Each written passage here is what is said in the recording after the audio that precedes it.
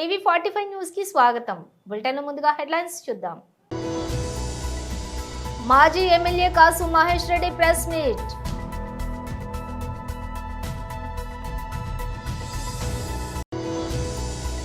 Life of Karmayogi పుస్తక ఆవిష్కరణ కార్యక్రమంలో సీఎం రేవంత్ రెడ్డి.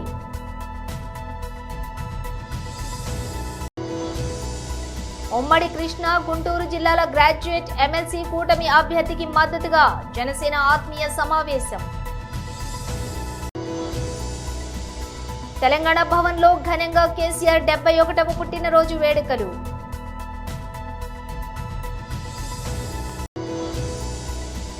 మురుగదాస్ శివకార్తికేయన్ మూవీకి పవర్ఫుల్ టైటిల్, గ్లింప్స్ విడుదల. ఇక డీటెయిల్స్ చూస్తే మాజీ MLA Kasu Mahesh Reddy press meet నిర్వహించారు. ఒక చిన్న ఎన్నిక వైస్ చైర్మన్, నేను మొన్న కూడా చెప్పాను, అది గెలిచినంత మాత్రాన వైఎస్ఆర్సీపీ వెంటనే జగన్మోహన్ రెడ్డి గారే ముఖ్యమంత్రి అయిపోడు, లేదు చంద్రబాబు నాయుడు గారే దిగిపోడు. కానీ అధికార పక్షం తెలుగుదేశం ప్రభుత్వం ఎలా ఈ ఎన్నికని జరిపిస్తుంది, విలువలు పాటించిద్దా, ప్రజాస్వామ్య పద్ధతిలో జరిగిద్దా అని వేచి చూస్తున్నారు ఆంధ్ర రాష్ట్ర ప్రజలు. అంత చిన్న ఎన్నికను కూడా అదిరించి బెదిరించి కౌన్సిలర్స్ మీద దాడులు చేసి పోలీసుల చేత కిడ్నాప్ చేయించి చివరికి ఎంత దారుణం అంటే నిన్న పాపం ఒక ముస్లిం కౌన్సిలర్ తన సొంత డబ్బుతో ఇళ్లు కట్టుకుంటుంటే ఆ ఇళ్లను కూడా కూల్చేశారు. నిన్న ఆ వీడియో అంతా వైరల్ అయింది, అందరు చూశారు. దానివల్ల మిగతా వాళ్ళు భయపడతారు. అంతా సన్నకారు పాపం, ఎస్సీలు, బీసీలు, మైనారిటీలు, వాళ్ళకు ఉండేదే అంతంత మాత్రం ఇళ్ళు ఉంటాయి. రోజు రెక్కాడితే రొక్కాడిని వ్యక్తులు వీళ్ళు. కూలి మీద ఆధారపడి వాళ్ళు కూడా ఈరోజు కౌన్సిలర్లుగా ఉన్నారు. వాళ్ళని బెదిరించి, వాళ్ళేంటి స్వయానా చైర్మన్, అక్కడ చైర్మన్ సుబ్బారావు గారినే నీ ఫ్యాక్టరీకి తాళం వేస్తాం, నువ్వు రాకపోతే నీ బిల్లులు ఆపుతాం, లేకపోతే మీ మీద కేసులు పెడతాం, ఇలా బెదిరించి లాక్కొని ఈరోజు ఒక వైస్ చైర్మన్ ఎన్నిక గెలుచుకున్నారు. పిడుగురాళ్ళు లేదు ఇంకో దగ్గర పోస్ట్పోన్ అవ్వచ్చు, లేదు మొన్న దాదాపు 8-9 మున్సిపాలిటీలో. అవసరమా ఇది? దీన్ని బట్టే తెలుస్తుంది ఎంత దిగజారిపోయినాయి రాజకీయాలు. ఎంత దూరమన్నా తెలుగుదేశం వాళ్ళు మెషినరీని, పోలీసుల్ని, లేదు అధికారులను వాడుకొని భయభ్రాంతులను చేసి, ఇది ఈరోజు నేను ఇందాక అన్నట్టు ఇప్పుడు వెంటనే ప్రభుత్వాలు మారిపోవు, కానీ ప్రజలు గమనిస్తున్నారు. ప్రజాస్వామ్యానికే ఆపద తీసుకొస్తుంది ఈ తెలుగుదేశం ప్రభుత్వం. ఇక్కడే కాదు, నిన్న మీరు దెందులూరు చూస్తే అక్కడ చింతమనేని ప్రభాకర్ గారు ఎంత బూతులు తిట్టి మళ్ళీ కేసులు, మళ్ళీ అబ్బాయి చౌదరి మీద. ఇవన్నీ కూడా ఒక తార్కాణం ఎలా ఈ ప్రభుత్వం దిగజారిపోతుంది. చెయ్యాల్సిన పనులు, ఇచ్చిన హామీలు నిలబెట్టుకోకుండా ప్రజలు నిలదీస్తారనే భయంతో పక్కదారి పట్టడానికి ఈరోజు ఈ గొడవలు. ఏది ఏమైనా జగన్మోహన్ రెడ్డి గారి నాయకత్వంలో ప్రజాస్వామ్య పద్ధతిలోనే మేము ముందుకు పోతాం. తప్పకుండా ప్రజల వద్దకు పోయి ఎండగడతాం. ఎక్కడ జంకేది లేదు. ఈరోజు ఏదో భయభ్రాంతులు చేసి బెదిరించి, లేదు డబ్బులు ఇచ్చి 2-3 లక్షలు ఓ కొంతమంది కౌన్సిలర్స్ లాక్కున్నంత మాత్రాన వైఎస్ఆర్సీపీ ఎక్కడా బెదర్దు, క్యాడర్ కిందకు పోయేది లేదు. జగన్మోహన్ రెడ్డి గారి బొమ్మతో ఈరోజు ఆ కౌన్సిలర్ని గతంలో సృష్టించాం. ఇటువంటి వాళ్ళని ఒక 100 మందిని సృష్టించే దమ్ము, ధైర్యం జగన్మోహన్ రెడ్డి గారికి ఉంది, ఈ పార్టీకి ఉంది. ఒకళ్ళిద్దరు మారినంత మాత్రాన, రాజ్యసభల్లో వాళ్ళు పోయినంత మాత్రాన, ఎమ్మెల్సీలు మారినంత మాత్రాన, లేదు కౌన్సిలర్స్ని లాక్కున్నంత మాత్రాన ఈ పార్టీ చెక్కు చెదరదు. ఎందుకంటే పైన జగన్మోహన్ రెడ్డి గారు, కింద కార్యకర్తలు అండగా ఉన్నారు, నికార్సుగా ఉన్నారు, ధైర్యంగా ఉన్నారు. ముందుకు పోతాం. ప్రజాస్వామ్య పద్ధతిలో ప్రజాక్షేత్రంలో తెలుసుకుంటాం. రేపు జరగబోయే లోకల్ బాడీ ఎన్నికల్లో కూడా తప్పకుండా మాకు చేతనైనంత వరకు పోరాటం చేస్తాం. వాళ్ళు చేస్తున్న అఘాయిత్యాల్ని ఎండగడతాం. అలాగే వాళ్ళు ఏదైతే మాట నిలబెట్టుకోకుండా ఈరోజు సూపర్ 6లు ఇవ్వట్లేదో అవి కూడా ప్రజల్లో చైతన్యపరిచి రాబోయే మళ్ళీ ఎన్నికల్లో తప్పకుండా జగన్మోహన్ రెడ్డి గారిని ముఖ్యమంత్రి అవడానికి అందరం కృషి చేస్తామని తెలియజేస్తున్నాం. లైఫ్ ఆఫ్ కర్మయోగి పుస్తక ఆవిష్కరణ కార్యక్రమంలో సీఎం రేవంత్ రెడ్డి పాల్గొన్నారు. Gopalakrishna Naidu senior IAS officer గారు ఆయన లైఫ్ టైం ఎక్స్పీరియన్స్ని ఒక పుస్తక రూపంలో, పుస్తకం పేరు కర్మయోగి, వారి అనుభవాలను అన్నిటిని కూడా నిక్షిప్తం చేసి భవిష్యత్ తరాలకి ఒక బైబుల్గా, ఖురాన్గా, భగవద్గీతగా దేశానికి సేవలు అందించబోయే సివిల్ సర్వెంట్స్ నుంచి పొలిటికల్ ఎగ్జిక్యూటివ్స్ వరకు వారి అనుభవాలను షేర్ చేసుకోవడానికి వారు అందించిన ఈ పుస్తక విడుదల కార్యక్రమంలో తెలంగాణ చీఫ్ సెక్రటరీ శాంతకుమారి గారు, అదేవిధంగా స్పెషల్ చీఫ్ సెక్రటరీ రామకృష్ణారావు గారు, Mrs Gopalakrishna Naidu garu, senior IAS, IPS, IFS and other civil సర్వెంట్స్కి సంబంధించిన రిటైర్డ్ అండ్ ప్రస్తుతం సేవలు అందిస్తున్న అధికారులు, గోపాలకృష్ణ నాయుడు గారి కుటుంబ సభ్యులు, వారి అభిమానులందరికీ ఈ సందర్భంగా శుభాకాంక్షలు తెలియజేస్తున్నాం. పొలిటికల్ ఎగ్జిక్యూటివ్స్కి ఇట్లాంటి occasions rarest of the rare occasion. ఎందుకంటే పెద్దగా ఇట్లాంటి పుస్తక ఆవిష్కరణ కార్యక్రమాలు కానీ ఇట్లాంటి కార్యక్రమాలలో మాట్లాడడానికి తక్కువ సందర్భాలు ఉంటాయి. ఏదేమైనా 6 దశాబ్దాలు తన అనుభవాలను అన్నింటిని కూడా సంక్షిప్తం చేయడం అనేది ఒక biggest task. It is not that easy to compel with a small book or otherwise. It's an a rich experience. I can say it is a rich experience. Anything can buy, not experience. Experience అనేది మనం అది ఇంకా దాన్ని వెలకట్టడానికి కానీ కొనడానికి కానీ అవకాశం లేనిదే అనుభవం. ఆ అనుభవాన్ని నిక్షిప్తం చేసి ఒక పుస్తక రూపంలో తీసుకురావాలి అంటే అది 60 సంవత్సరాల అనుభవాలను పుస్తక రూపం చేయడం అంటే కూడా అది బిగ్గెస్ట్ టాస్క్. అందులో గోపాలకృష్ణ నాయుడు గారు సక్సెస్ అయ్యిండు.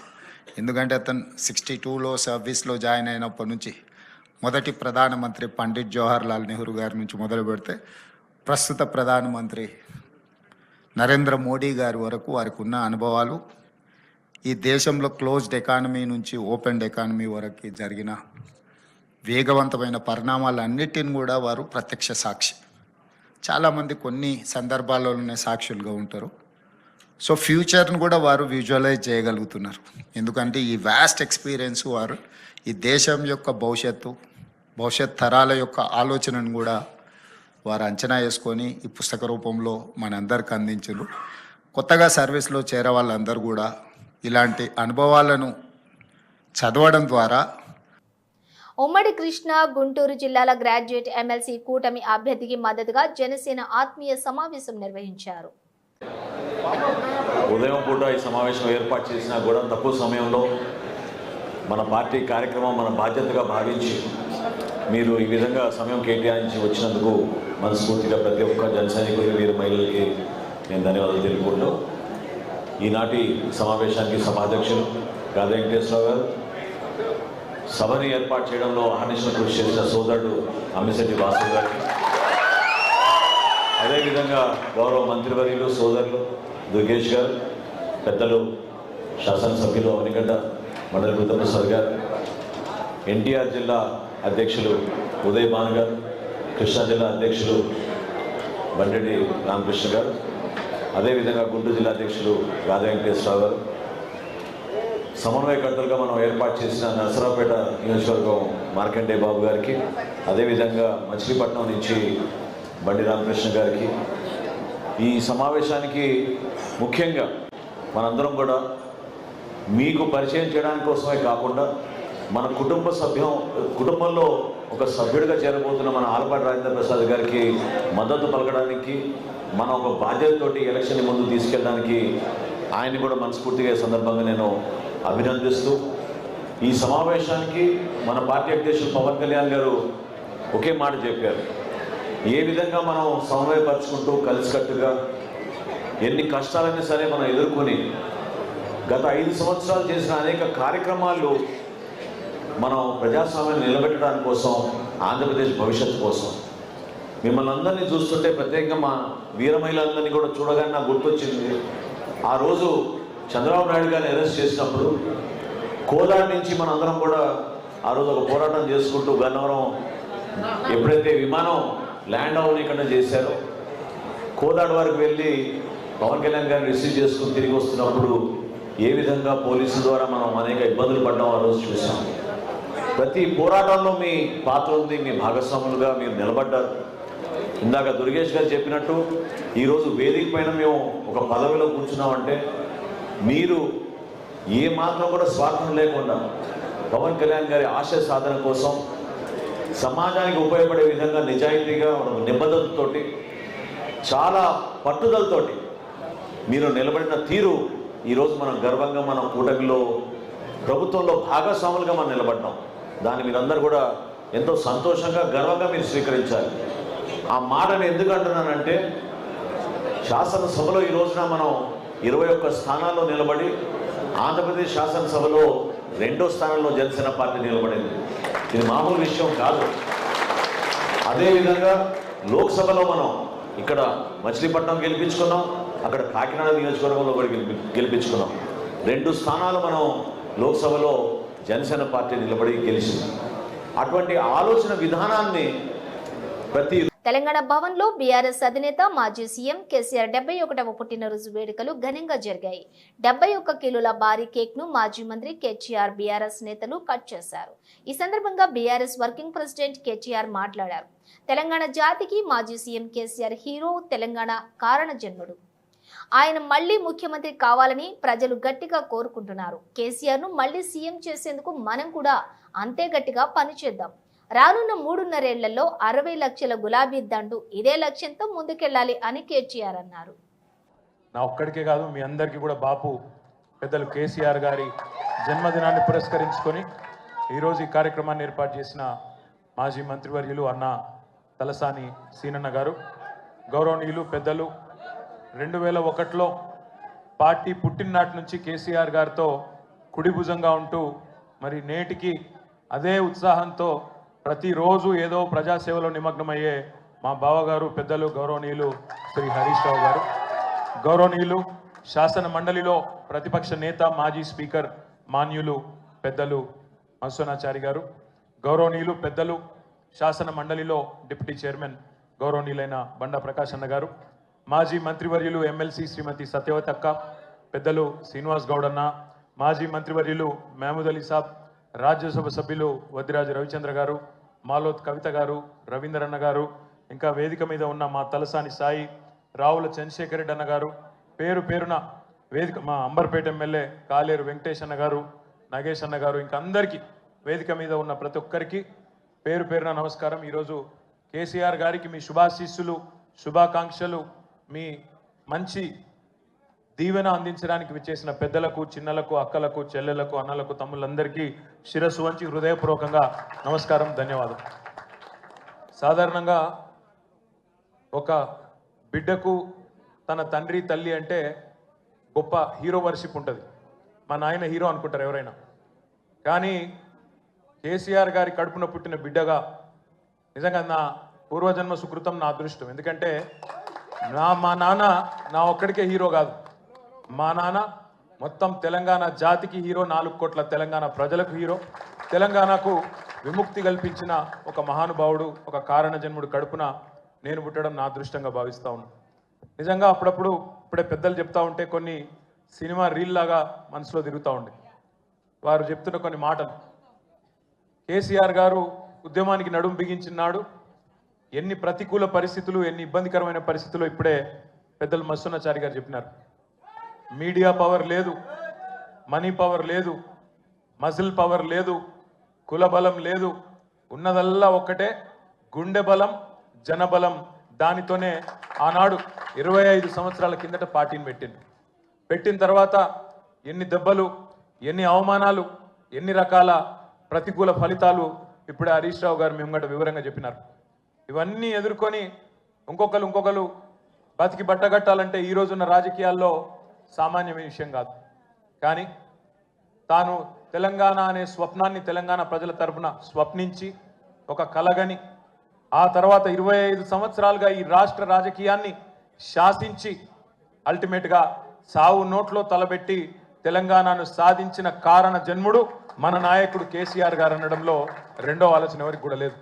ఇవాళ మనందరి లక్ష్యం ఒకటే కావాలి, కేసీఆర్ గారికి దీవెనలు ఇవ్వడంతో పాటుగా, కేసీఆర్ గారికి మీ ఆశీర్వాదాలు ఇవ్వడంతో పాటుగా మనందరి లక్ష్యం ఒకటే కావాలి. గత 14-15 నెలలుగా రాష్ట్రంలోని ఏ మూలకి పోయినా ఇటీవల అమరన్ సినిమాతో తమిళ హీరో శివకార్తికేయన్ భారీ హిట్ ను తన ఖాతాలో వేసుకున్నారు. సాయి పల్లవి కథానాయికగా నటించినటువంటి ఈ మూవీ విడుదలైన అన్ని భాషల్లో హిట్ గా నిలిచింది. ఈ విజయంతో జోరు మీదున్న శివకార్తికేయన్ దర్శకుడు ఏఆర్ మురుగదాస్ తో కొత్త ప్రాజెక్ట్ ను ప్రకటించారు. SK23 వర్కింగ్ టైటిల్ తో తెరకెక్కుతున్నటువంటి ఈ చిత్రానికి సంబంధించి తాజాగా మేకర్స్ ఓ పవర్ఫుల్ గ్లింప్స్ ను విడుదల చేశారు. ఈ రోజు శివకార్తికేయన్ పుట్టినరోజు సందర్భంగా ఈ గ్లింప్స్ ను విడుదల చేసి సినిమా టైటిల్ ను కూడా ప్రకటించారు. లక్ష్మీ మూవీస్ సంస్థ నిర్మిస్తున్నటువంటి ఈ చిత్రానికి మదరాసి అనే పవర్ఫుల్ టైటిల్ ను పెట్టారు మేకర్స్. తాజాగా రిలీజ్ అయిన గ్లింప్స్ లో శివకార్తికేయన్ మునుపెన్నడూ చూడని భయంకరమైనటువంటి కోత లుక్ లో కనిపించారు. సినిమాటోగ్రాఫర్ సుదీప్ ఎలామోన్ అద్భుతమైనటువంటి విజువల్స్ యాక్షన్ ను ఎలివేట్ చేయగా అనిరుద్ధు రవిచంద్రన్ విజిఎం దాన్ని మరో స్థాయికి తీసుకెళ్లింది. మొత్తానికి టైటిల్ గ్లింప్స్ తోటి మేకర్స్ చిత్రం అంచనాలను పెంచేశారు. రుక్మిణి వసంతన్ హీరోయిన్ గా నటిస్తున్నటువంటి ఈ మూవీలో విద్యుత్ జమాల్, బీజు మీనన్ కీలక పాత్రలు పోషిస్తున్నారు. మహేష్ బాబుతో సినిమాలు తీయాలన్న కోరిక ఉందని, ఆయన ఒక్క ఛాన్స్ ఇస్తే చాలని తమిళ దర్శకుడు అశ్వత్ మారిముత్తు తన మనసులోని మాటను బయటపెట్టారు. మహేష్ బాబుతో తాను ఎందుకు సినిమా తీయాలనుకుంటున్నాడో కూడా మరిముత్తు వివరించారు. ప్రదీప్ రంగనాథన్ హీరోగా అశ్వత్ మారిముత్తు దర్శకత్వంలో తెరకెక్కినటువంటి లవ్ రొమాంటిక్ ఎంటర్టైనర్ డ్రాగన్ ఈ నెల 21న తమిళ, తెలుగు భాషల్లో విడుదల కానుంది. ఈ నేపథ్యంలోనే తాజాగా నిర్వహించినటువంటి ప్రీ రిలీజ్ ఈవెంట్ లో దర్శకుడు అశ్వత్ మాట్లాడుతూ మహేష్ బాబుతో సినిమా తీయాలన్న కోరిక తనకు ఉందని చెబుతూ అందుకు గల కారణాన్ని వివరించారు. 2020లో తన ట్విట్టర్ అకౌంట్ ను ఎప్పుడూ లేనన్ని వ్యూస్ వచ్చాయని, తనకు అప్పుడు ఏమైందో అర్థం కాలేదన్నారు. తాను దర్శకత్వం వహించిన ఓష్ మై కడవాలే సినిమా బాగుందంటూ మహేష్ ప్రశంసిస్తూ పోస్ట్ పెట్టారని, అందుకే నా సోషల్ మీడియా అకౌంట్ ఫేమస్ అయిందని తర్వాత తెలిసిందన్నారు. వాస్తవానికి అది చాలా చిన్న సినిమా, కేవలం 3 కోట్ల రూపాయలతోనే రూపొందించామని చెప్పారు. తాము అడగకుండానే మహేష్ ఈ సినిమా గురించి పోస్ట్ పెట్టారన్నారు. ఆ తర్వాత తెలుగు దర్శకులు, నటీనటులు ఎంతో మంది దాన్ని చూసి తమ టీంను అభినందించారన్నారు. అప్పటి నుంచి మహేష్ ఒక్క ఛాన్స్ ఇస్తే చాలు అతనితో సినిమా తీయాలని అనుకుంటున్నానని అశ్విత్ తన మనసులోని మాట బయట పెట్టారు. ఈ దర్శకుడి కోరికను మహేష్ బాబు మన్నిస్తారో లేదో వేచి చూడాలి. మోదీ గారు ఎన్నడూ తన కులం గురించి లేక వేరే వారి కులం గురించి మాట్లాడలేదు. ఎక్కడా రాజకీయాలకో మరే ఇతర ప్రయోజనాలకో వాడుకోలేదు. ప్రపంచాన్ని తన కుటుంబంగా, భారతీయులను తన తోబుట్టువులుగా భావించే గొప్ప వ్యక్తి మోదీ. ఆయన రాజకీయాలకు రాకముందే గుజరాత్లోని కాంగ్రెస్ ప్రభుత్వమే ఆయన కులాన్ని ఓబీసీలో చేర్చింది. మోదీ జోలికి వస్తే మాడి మసైపోతావు రేవంత్. ఓ సినిమాలో డైలాగ్ ఉంది, మోడీకి రేవంత్ రెడ్డికి అడ్డం వచ్చినా, రేవంత్ రెడ్డికి మోడీ అడ్డం వచ్చినా పచ్చడి అయ్యేది రేవంత్ రెడ్డి గారు. ఒక ముఖ్యమంత్రి హోదాలో ఉన్నటువంటి వ్యక్తి ఆచి చూచి గౌరవంగా వాస్తవాలు తెలుసుకొని మాట్లాడితే మంచిదని హితవు పలుకుతుంది. ఒక కులగజ్జితో, కులహంకారంతో ఒక ముఖ్యమంత్రి అయినా ఇంకా కూడా మోడీ లీగల్లీ కన్వర్టెడ్ బీసీ అని, మోడీ బీసీ కాదని, మోడీ ఏదో తనకు తను బీసీగా కన్వర్ట్ అయిందని అవాస్తవాలు మాట్లాడుతూ మోడీ గారిని అవహేళన చేసే ప్రయత్నం రేవంత్ రెడ్డి గారు చేయటం బాధాకరం. దీన్ని తీవ్రంగా ఖండిస్తున్నాం. మోడీ గారు ఎప్పుడు నేను బీసీ అని చెప్పలే. ఆయన మోడీ కా పర్వార్, జగమంతా నా కుటుంబమే, భారతదేశం అంతా నా కుటుంబ సభ్యులే అని చెప్పిండు, ప్రవర్తిస్తుండు. అయినా ఒక బీసీ మోడీని ప్రధానమంత్రి చేసిన ఘనత 100% బీజేపీది. ఒక బీసీగా నేను గర్వపడుతున్నాను, మేమందరం గర్వపడుతున్నాం. మోడీ గారితో పెట్టుకుంటే మాడి మసైపోతారు, కొరివితో పెట్టుకోవద్దని నేను హితవు పలుకుతున్నాను. తేలి కులం కేవలం గుజరాత్లోనే కాదు, భారతదేశంలో అనేక రాష్ట్రాల్లో కోట్ల మందిలో ఉన్నారు. బెంగాల్ నుంచి గుజరాత్ వరకు, కేరళ నుంచి కాశ్మీర్ వరకు ఉన్నారు.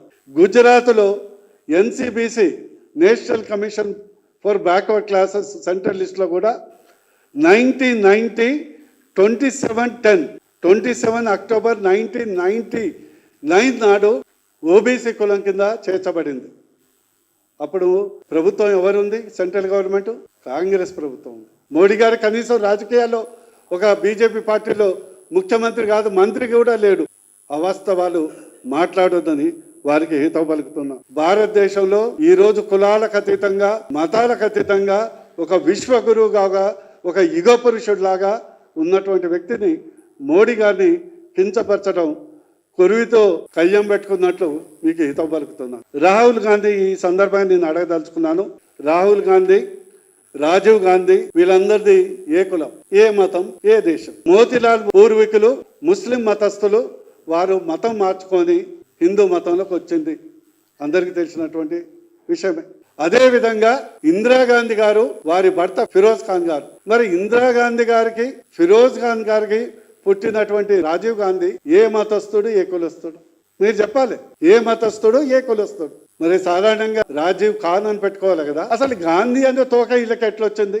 Rahul Gandhi is illegally converted Gandhi from Rahul Khan to Rahul Gandhi. Rajiv Gandhi కుటుంబం, రాహుల్ గాంధీ కుటుంబం, సోనియా గాంధీ కుటుంబం రూపాలు మార్చుకుంటూ, మతాలు మార్చుకుంటూ, కులాలు మార్చుకుంటూ, పేర్లు మార్చుకుంటూ భారతదేశాన్ని హిందూ మైనార్టీ రాష్ట్రంగా మార్చడానికి కంకణం కట్టుకున్నటువంటి మారీచి రాక్షస రూపాలు వీళ్ళని ఈ సందర్భంగా నేను AP deputy CM Nara Lokesh ఆయన అర్ధంగి నారా బ్రాహ్మణి తనయుడు నారా దేవాంజనేయుడు ఉత్తరప్రదేశ్ లో ప్రయాగ్రాజ్ లో జరుగుతున్నటువంటి మహా కుంభమేళకు హాజరయ్యారు.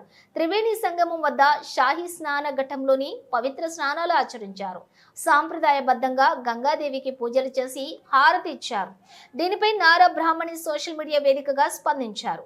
మహాకుంభమేళ 2025లో పాల్గొనడం జీవితకాలపు అనుభూతి అని అభివర్ణించారు. ప్రయాగ్రాజ్ లో పవిత్ర స్నానం ఆచరించామని వెల్లడించారు.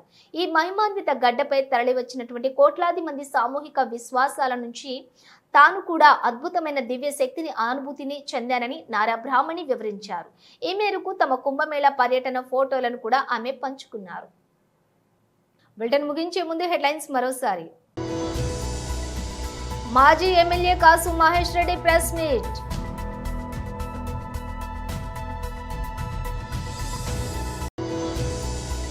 లైఫ్ ఆఫ్ కర్మయోగి పుస్తక ఆవిష్కరణ కార్యక్రమంలో సీఎం రేవంత్ రెడ్డి.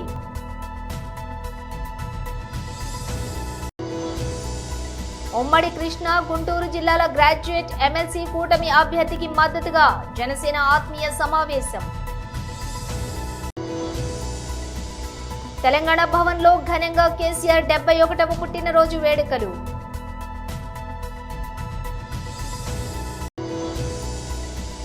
మురుగదాస్ శివకార్తికేయన్ మూవీకి పవర్ఫుల్ టైటిల్, గ్లింప్స్ విడుదల. ఇవి బులెటిన్ విశేషాలు. మరో బులెటిన్తో మళ్ళీ కలుద్దాం.